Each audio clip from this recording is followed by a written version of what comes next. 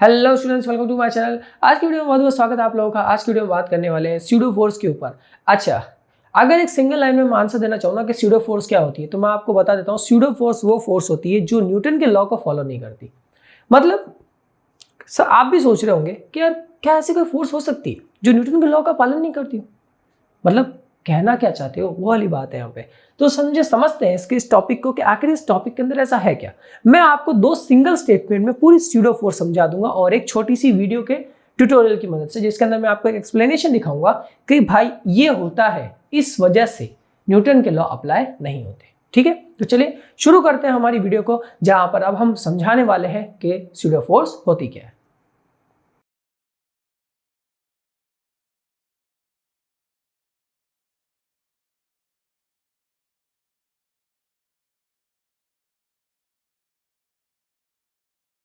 तो स्टूडेंट्स, जैसा कि आपने वीडियो के अंदर देखा कि जैसे ही लिफ्ट की रफ्तार बहुत ज्यादा तेज हुई, ये बंदा ऊपर की तरफ हवा में उड़ने लग गया।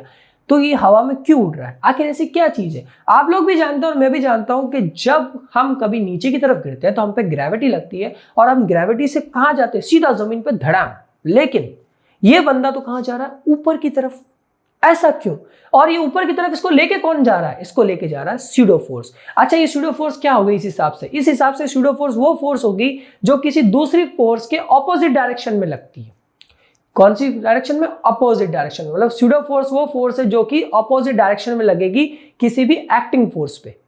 ये चीज आपको समझ में आ गई? मतलब ये हमेशा कहां पे लगेगी? ऑपोजिट फोर्स पे। और इसका मतलब ये स्यूडो फोर्स ग्रेविटी से ज्यादा लग रही है, तभी तो ये इसने हवा में उड़ा दिया उसको। तो दो चीजें हमारी यहाँ पे क्लियर हुई।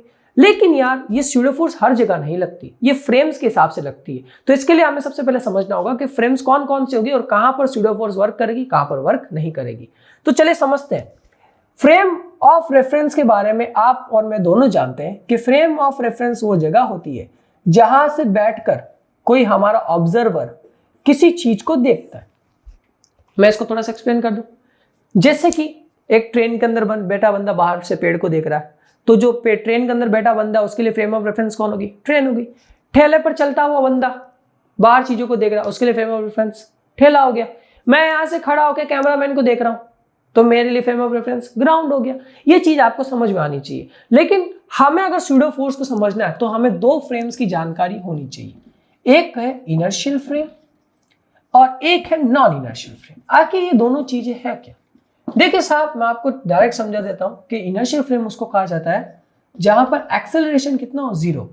मतलब वो फ्रेम जहां पर, मतलब ऐसी फ्रेम जहां पर हमारा ऑब्जर्वर खड़ा हो और वो फ्रेम क्या हो? रुकी हुई हो। मतलब हमारा ऑब्जर्वर कहां खड़ा हो? रुकी हुई जगह पे। नहीं समझ में आया? चले, आप अभी ये वीडियो देख रहे हैं तो आप अभी इस वीडियो को बैठ के देख रहे होंगे। कोई बंदा कुर्सी पे टांग रख के इसको देख रहा होगा, कोई बेड पे इसको देख रहा होगा, कोई ऐसा ही है। ठीक है, तो मतलब आप कहीं पर भी बैठकर, रुकी हुई जगह पे बैठकर ही देख रहे होंगे इस वीडियो को, क्योंकि आपके अंदर एक पढ़ने का जोश होगा। ठीक है, तो इनर्शियल फ्रेम के अंदर बैठ के आप क्या देख रहे हो? ये वीडियो देख रहे हो। अब आप कैसे समझोगे इसको और अच्छे तरीके से कि भाई साहब, जब आप इनर्शियल फ्रेम के अंदर बैठकर ये वीडियो देख रहे हो तो कोई दूसरा बंदा जब आपको देखेगा ना, तो वो आपके सारे मोशन की और आपके ऊपर लगने वाले सारे फोर्सेस की क्या कर सकता है? स्टडी कर सकता है। मैं गारंटी देता हूं। कैसे भाई? जैसे आप बैठे हो चेयर के ऊपर, तो आपके ऊपर से फोर्स लग रहा है mg।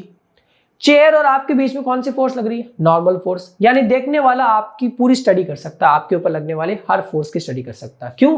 क्योंकि अभी आप कौन से फ्रेम के अंदर बैठे हो? इनर्शियल फ्रेम में। और जो बंदा आपको देख रहा होगा वो भी तो इनर्शियल फ्रेम में होगा। जाहिर सी बात है, अगर आप इस चेयर पे बैठे हो, मैं आपको ऐसे, और मैं यहाँ खड़ा हूं, तो मैं भी इनर्शियल फ्रेम में, आप भी इनर्शियल फ्रेम में, तो मैं आपको आराम से स्टडी कर सकता हूं। तो वो इनर्शियल फ्रेम वो फ्रेम होती है जो रुकी हुई होती है, चल नहीं रही होती है। ठीक है, जहां पर एक्सेलरेशन जीरो होता है और न्यूटन के पहला, दूसरा और तीसरा तीनों लॉ वहां पर वैलिड होते हैं। तो पहली चीज आपको क्लियर। नॉन इनर्शियल फ्रेम उसको कहा जाता है जहां पर एक्सेलरेशन जीरो नहीं होता।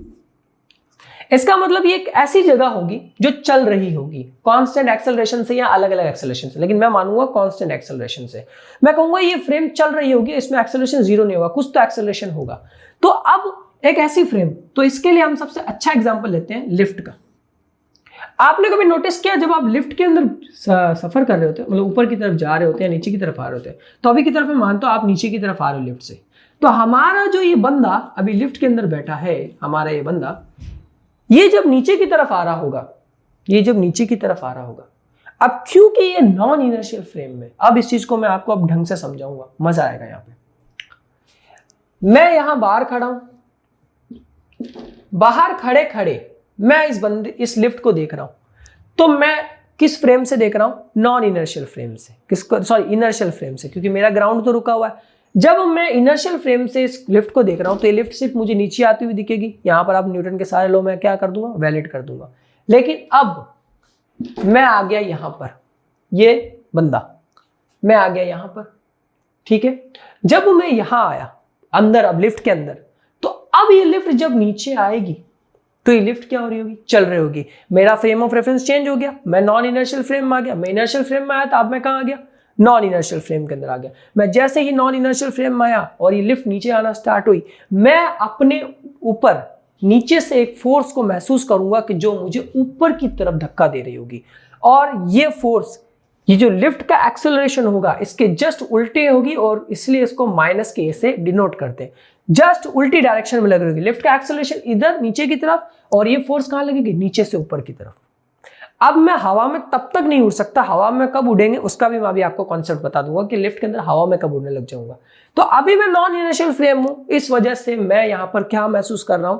अपने आप को ऊपर जाते हुए। जबकि न्यूटन के लॉ तो क्या कहते हैं कि आपको नीचे की तरफ जाना चाहिए। इसलिए मैं जैसे ही नॉन इनर्शियल फ्रेम में आया, न्यूटन के सारे लॉ यहां पर क्या हो गए? इनवैलिड हो गए, क्योंकि न्यूटन के लॉ स्यूडो फोर्स को नहीं समझा सकते, इस फिक्शस फोर्स को समझाने में असमर्थ है, क्योंकि ये ऑपोजिट डायरेक्शन में लगती है और ये वहां लगती है जहां एक्सेलरेशन उल्टी डायरेक्शन में होता है। मतलब एक्सेलरेशन यहां होगा तो ये उल्टी डायरेक्शन में लगेगी। इसलिए हम यहां पर इसको समझा नहीं सकते कि भाई यहां पर मोशन कैसे हो रहा है, ये बंदा ऊपर जाएगा या नीचे जाएगा, ये मैं नहीं बता सकता। लेकिन इक्वेशन तो मैं बना सकता हूं, और इक्वेशन मैं कैसे बनाऊंगा अब वो भी अब आपको हम बता देंगे, ठीक है। तो अभी मुझे सिर्फ आपको नॉन इनर्शियल फ्रेम समझानी थी, इसलिए मैंने लिफ्ट वाली कहानी ली।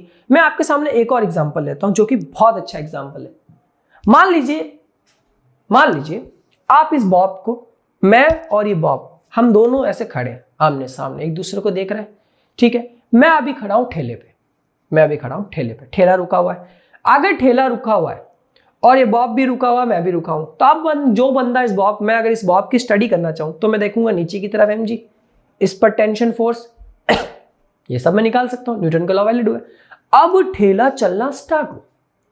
ठेला चलना कहां हुआ? स्टार्ट हुआ। बहुत तेज रफ्तार से ठेला चल रहा है, ठेले का एक्सेलरेशन इस तरफ है। तो मैंने देखा, क्योंकि हम दोनों ही क्या पे हैं? ठेले पे। मैंने देखा कि ये बॉब पीछे की तरफ जाने लग गया।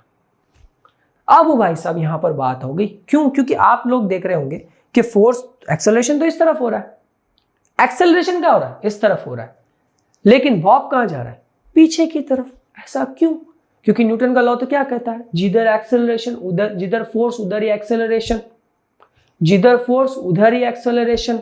न्यूटन का लॉ तो यही कहता है, जिधर फोर्स उधर एक्सेलरेशन। तो एक्सेलरेशन इधर हो रहा है, लेकिन ये बॉब तो पीछे जा रहा है, मतलब इस बॉब पे यहां से कोई फोर्स लग रही है जो इसको पीछे की तरफ जाने पे मजबूर कर रही है। वही फोर्स तो स्यूडो फोर्स है, इसी को तो स्यूडो फोर्स कहा जाता है। तो आप चाहे वो, क्योंकि अब ये किस में आ गया? नॉन इनर्शियल फ्रेम में आ गया। तो मैं अगर आपको यहाँ पे एक चीज समझाऊं ना, आपको नॉन इनर्शियल में जाना ही नहीं है, मैं तो सिर्फ आपको थोड़ा सा कॉन्सेप्ट समझा दिया, जाना ही नहीं है। मैं आपको इक्वेशन बनाना सिखा दूंगा और ट्रिक्स बता दूंगा करने की, आपके सारे क्वेश्चन मजे से हो जाएंगे, आराम से हो जाएंगे। तो इतना आपको लोड लेने की जरूरत नहीं है। तो उसके लिए तो मैं आपको अगली वीडियो में पूरा क्वेश्चन बनाने का तरीका बताऊंगा। ये तो सिर्फ मैंने अभी आपको थ्योरी समझाई है, लेकिन एक चीज मैं आपको बहुत ज्यादा अच्छे से समझाना चाहता हूँ, जो कि शायद ही आपको किसी ने कभी जिंदगी में समझाई होगी। और वो चीज है कि एक स्टेटमेंट जो कि बहुत कम लोगों ने महसूस किया होगा। अभी क्या पता कुछ बच्चों ने इसको अभी समझ भी लिया होगा इसी वीडियो के अंदर। अगर आपने ये मेरे बताने से पहले समझ लिया है तो कमेंट करके जरूर बता दीजिए कि हाँ मैंने ये चीज पहले से समझ ली थी। पूरे स्यूडो फोर्स के कॉन्सेप्ट में हमें एक चीज तो क्लियर हो गई कि ग्रेविटी और एक्सेलरेशन दोनों एक ही है। ग्रेविटी और एक्सेलरेशन दोनों क्या है? एक ही। अब आप कहोगे भाई साहब ये क्या बात कह दी सर आपने, ग्रेविटी और एक्सेलरेशन कहां से एक हो सकते हैं? आपको शायद पता होगा जी की वैल्यू होती है 9.8 मीटर पर सेकेंड स्क्वायर, और ये तो हमारा रैंडम होता है, डिपेंड करता है हम किस एक्सेलरेशन से नीचे आ रहे हैं। जी की वैल्यू तो फिक्स होती है। F इक्वल्स टू mg होता है और F इक्वल्स टू ही ma होता है। दोनों फोर्सेस इक्वल है, तो mg इक्वल्स टू ma करके देखो जरा। m से m cancel, g equals to क्या हो गया, ये आ गया ना हमारे पास में। ये तो मैंने अभी निकाला, ऐसे डिनोट करके आपको समझाने के लिए प्रूफ करके बताया। अब इसको रियल लाइफ में प्रूफ करना है, अभी कर देता हूं, रियल लाइफ में प्रूफ कर दूंगा, देखिएगा रियल लाइफ में प्रूफ कर दूंगा। ये लिफ्ट, ये a एक्सेलरेशन से नीचे आ रही है, ग्रेविटी कहां लग रही है, नीचे की तरफ। मैंने अभी आपको कहा कि ये दोनों बराबर है, मैंने अभी आपको कहा दोनों बराबर है। तो जिस तरफ फोर्स और जिस तरफ एक्सेलरेशन होता है, मैंने आपको कहा था जिस तरफ फोर्स होती है उस तरफ का जिस तरफ का एक्सेलरेशन होता है उस तरफ की फोर्स क्या ली जाती है, पॉजिटिव ली जाती है, तो आप भी जानते हो। जिस तरफ एक्सेलरेशन होता है उस तरफ की फोर्स क्या ली जाती है, पॉजिटिव। एक्सेलरेशन इस तरफ ले जाता है, मतलब ये फोर्स क्या होगी, पॉजिटिव, तो ये दोनों क्या हो गया, बराबर, क्योंकि दोनों एक ही डायरेक्शन में। इसको इधर ले आओ तो g minus a equals to 0।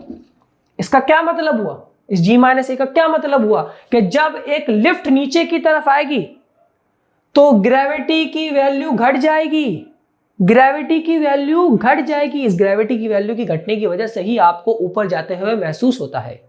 क्या आपको समझ में आई, ग्रेविटी की वैल्यू घट गई।